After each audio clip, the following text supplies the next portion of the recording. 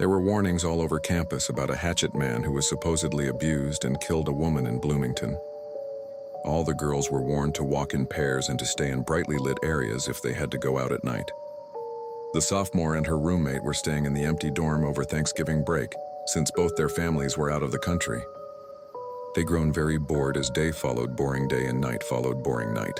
Tired of staying inside every night for fear of the Hatchet Man, her roommate suggested they have dinner at the local bar, and the sophomore agreed.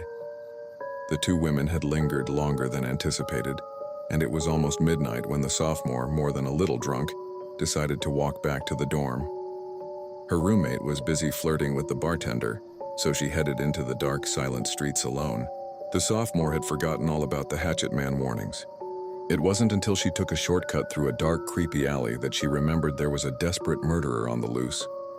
The sophomore shivered, feeling suddenly sober and very much alone. She felt as if hostile eyes were peering out at her from every menacing shadow and darkened doorway.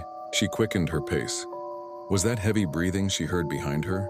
Were those footsteps walking in time with her own? The sophomore broke into a run, heart pounding fiercely, sure that someone was following her. She darted onto the college campus, zigzagged through the buildings, and flung herself panting into the dorm. She pounded up 3 flights of stairs, down the hall, and slammed into her room, locking the door behind her. It was only then, leaning against the door with her heart racing, that she started to feel foolish. There was no sound from the hallway, no footsteps, no heavy breathing, no hatchet breaking through the wood of the door. She'd been a fool.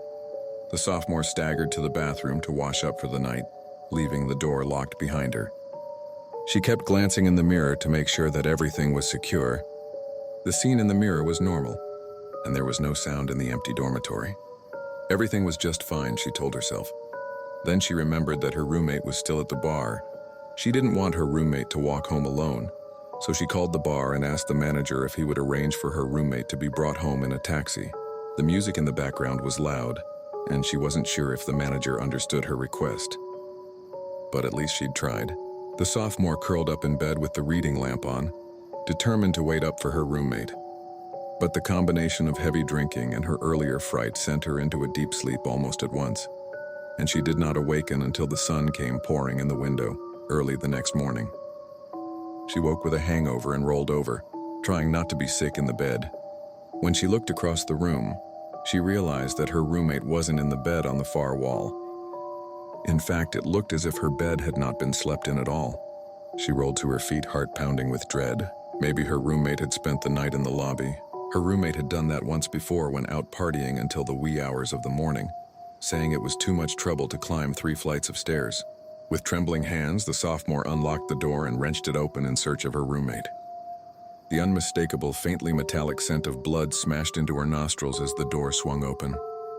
That was her only warning before her shocked eyes saw blood spattered all over the walls and floor of the 3rd floor hallway.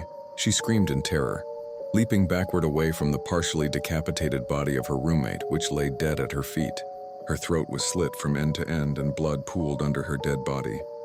The nails on her outstretched hand were torn and splintered where they had scratched desperately at the wooden door.